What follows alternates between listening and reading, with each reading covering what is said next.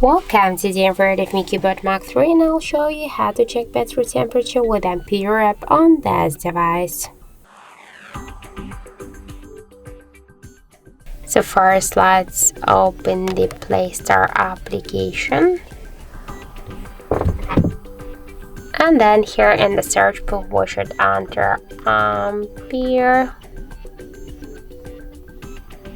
Now we should get this application. That's why I tap here to install and wait a couple of seconds while this application downloading and then installing on your device. After that, just tap here to open the app,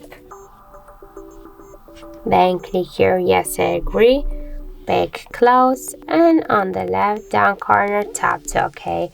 After that, we can see here the information about the temperature of our device battery, and in my case that's 34 and 4 degrees. Also, we can find here more information like the battery level, health, capacity, device voltage, Android version, and more other info. So that's it. Thank you for watching, and if you find this video helpful, don't forget to leave a like, comment and to subscribe our channel.